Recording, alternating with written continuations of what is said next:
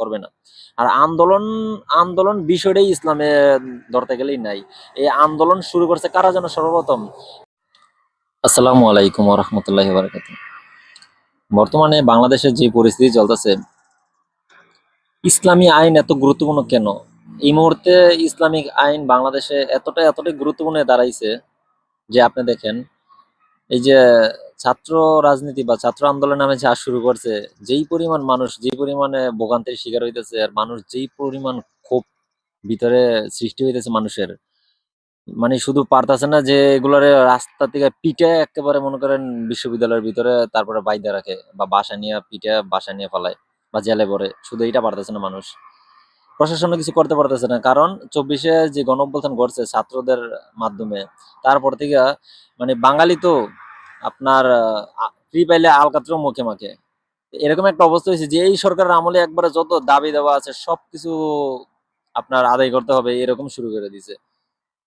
তো ইসলামটা কেন এত গুরুত্বপূর্ণ, ইসলামিক আইন কেন এত গুরুত্বপূর্ণ বাংলাদেশে, আমি আপনাকে বলি। আপনি দেখবেন ইসলামে আছে যে আপনি যদি রাস্তা থেকে ছোট ছোট কষ্টদায়ক বস্তু উঠান, ওইটাও আপনার জন্য একটা সওয়াবের কারণ। কিয়ামতের ময়দানে হয়তো বা এই ছোট্ট কারণটা আপনার জান্নাতের কারণ হতে পারে। আল্লাহ সুবহানাহু ওয়া তাআলা ভালো জানে।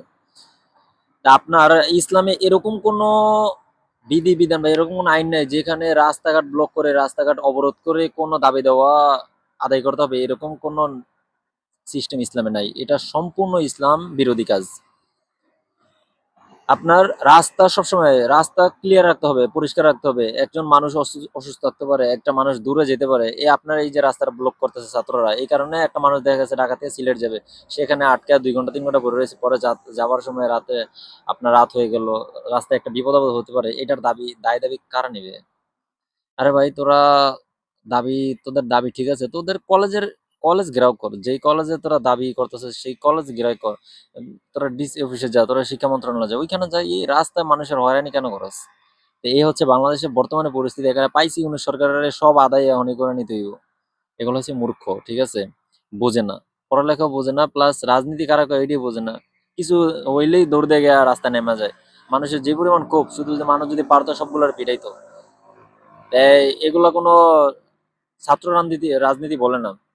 ৫২-৫২ যে ছাত্ররা আপনার আন্দোলন করছে ভাষার জন্য, তারা আমার ধারণা তারা এরকম করে নাই, এরকম করেনি, মানুষকে হয়রানি করেনি। তারপর আপনার ২৪-এ যেটা হয়েছে সেটা একবারেই হয়ে গেছে। সারা দেশের মানুষ তাদের সাপোর্ট করছে, তাই না? কিন্তু তারা যদি এরকম করতো তাহলে দেশের মানুষ কি তাদের সাপোর্ট করতো? এখন তোমরা যে দাবি দাবা করতেছো, মানুষ তোমাদের উল্টা আরো মারতে চাইতেছে, মানুষ তোমাদের প্রতি প্রচুর পরিমাণে ক্ষোভ। তাহলে বুঝতে হবে তোমাদের এটা অন্যায়। এই কারণেই ইসলাম বাংলাদেশে এত গুরুত্বপূর্ণ। যদি তুমি ইসলামিক শিক্ষা অর্জন করো, ইসলামিক পড়াশোনা করো, তাহলে তুমি জীবনও একজন প্রকৃত মুসলমান কখনো মানুষকে কষ্ট দিয়ে রাস্তায় এভাবে আন্দোলন করবে না। আর আন্দোলন বিষয়টাই ইসলামে ধরতে গেলেই নাই। এই আন্দোলন শুরু করছে কারা যেন সর্বপ্রথম? ইরাকের এই যে তোমার অগ্নি পূজকরা, এই মজুসিরা সর্বপ্রথম আন্দোলন করছে ইসলামের এই শাসকের বিরুদ্ধে, ওসমান রাদিয়াল্লাহু তাআলা আনহুর বিরুদ্ধে সর্বপ্রথম আন্দোলন শুরু করছে যে ওনার ক্ষমতা থেকে নামাইতে হবে। কোরআন পড়া অবস্থায় তাকে স্বাধীন করছে, শহীদ করছে।